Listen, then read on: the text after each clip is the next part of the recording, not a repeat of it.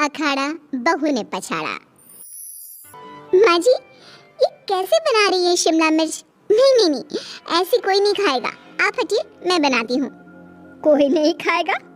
अरे तेरे मायके वालों के लिए नहीं बना रही हूँ, अपने पति, बेटे और बेटी के लिए बना रही हूँ। और वो लोग शिमला मिर्ची ऐसी ही पिछले कई सालों से खाते आ रहे हैं। बहू बहू हो ना, थोड़ा सोच समझ कर जबान खोला करो, समझी? माँ जी, फिर तो मैं यही कहूँगी कि आपको खाना बनाना आता ही नहीं। बहू शिमला मिर्च बना लेती है, लेकिन अपने अंदाज में, फिर खाने के टेबल पर। ये सब्जी क्या बहू ने बनाई है? आज बहुत अलग लग रही है। भाभी, रंग तो बड़ा अच्छा दिख रहा है सब्जी का। अरे नहीं नहीं, मुझे तो माँ के हाथ वाली खानी थी। क्या है रीना, सब्जी माँ को ही बनाने दिया करो ना। सास, जिसे अब थोड़ा सा अपना पल्ला भारी दिख रहा होता है। अरे अब बेटा मेरा जमान आ गया। ये घर कभी मेरे नाम से चलता था, लेकिन अब लग रहा है कि मेरा होना ना होना एक ही बराबर है। बहू तो पूरे घर के साथ रसोई में भी राज करना चाहती है। माँ जी, आप ही ने तो कहा था शादी के वक्त कि रानी बनाकर रखेंगी मुझे। तो देखिए, रानी का काम यही होता है ना, राज करना। अरे देख बहू, माना तू राज करना चाहती है, लेकिन भूल मत, पूरी रियासत अभी मेरी है। अरे कैसी बात कर रही हो तुम दोनों? और ये क्या तरीका होता है बहू से बात करने का?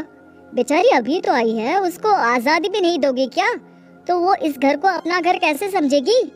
देखिए पापा, माँ सही कह रही है।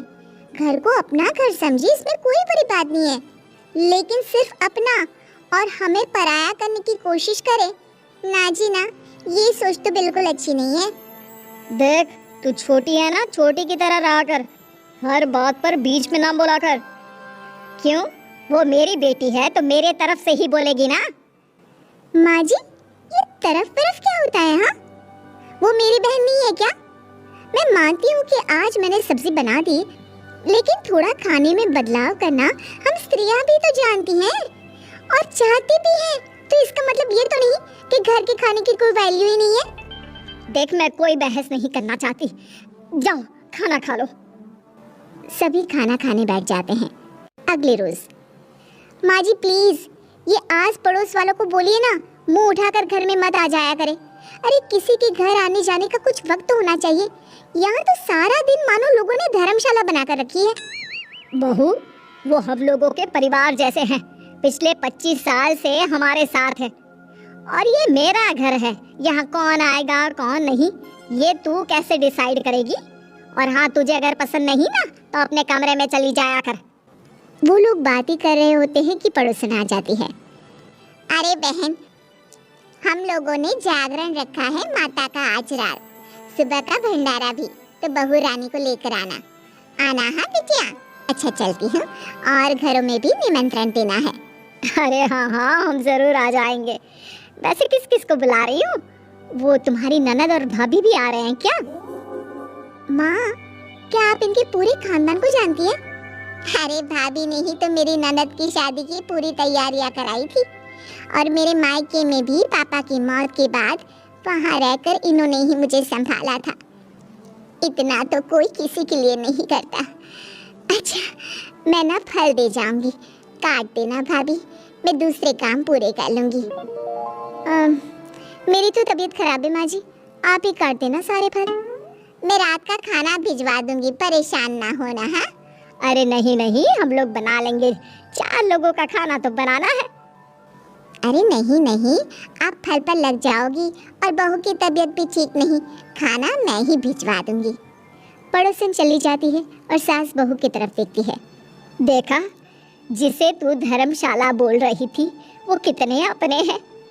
हाँ माँ जी, आप उनका काम कर रही हैं, उनके जागरण का प्रसाद तैयार कर रही हैं, तो वो क्या इतना भी नहीं करेंगे आपके लिए?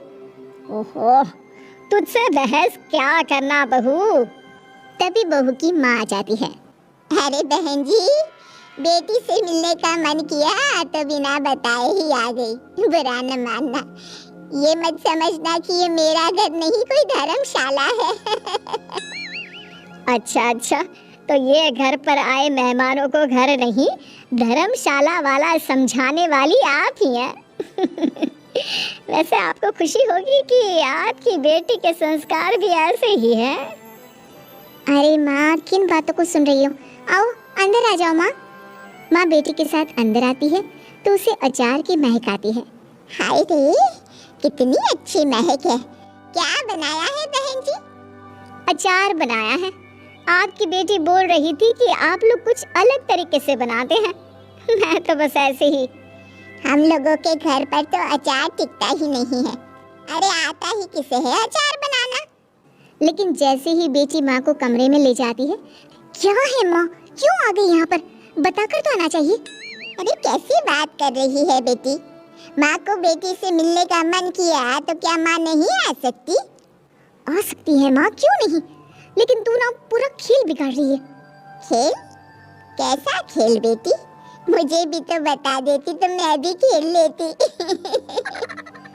माँ, जब से शादी करके इस घर में आई हूँ ना, सासू माँ ने मेरा घर का रट लगा कर रखा है। अब मैं ये बताना चाहती हूँ कि यहाँ मैं आ गई हूँ। कोई भी चीज़ जो पहले होती थी वो ठीक नहीं थी, तो मैं उसे परफेक्ट करूँगी। अच्छा, यानी बात सिंहासन की है कि पहली रानी को उतारना है। हाँ माँ, तुम्हें जो समझना है समझो, लेकिन बात तो यही है। पर बेटा, वो बेटी कुछ नहीं समझती और दरवाज़ा खोलकर बाहर चली जाती है। माँ, जो कि एक अच्छी औरत होती है, बेटी को समझाने की कोशिश तो करती है। बाहर सास के सामने माँ कहती है, अरे बहन जी, आप चलिए ना मेरे साथ मेरे घर, बहू का मायका भी देख लीजिए। अरे नहीं नहीं बहन जी, आप ही रुकिए हम लोगों के पास। शाम को जागरण है, वहाँ ले चलेंगे। उसी का प्रसाद तैयार कर रही हूँ। अच्छा, हमें भी तो सिखा दीजिए कैसे तैयार करते हैं। अरे कैसी बात कर रही हो माँ, कितनी जागरण करवा चुकी हो तुम। देख बेटी, एक बात गांठ बांध ले, हर बेटी माँ के घर जो होता है वो देखती है, लेकिन सीखती वो सास के पास ही है। सास का संस्कार वो अपनी सास से सीखती है, जो वो अपनी बहू को देती है। तो बेटी, यहाँ के रीति रिवाज, रहन सहन, बोली भाषा अपनी है, जिसे तुझे ना सिर्फ फॉलो करना है बल्कि सीखना भी है। और जहाँ तक सवाल है पूरे घर की रानी बनने का, तो जब तक तेरी सास महारानी है, तू रानी ही तो रहेगी। क्यों बेटा? बहू माँ की बात समझ जाती है और सास भी बहू की माँ का मन ही मन शुक्रिया अदा करती है।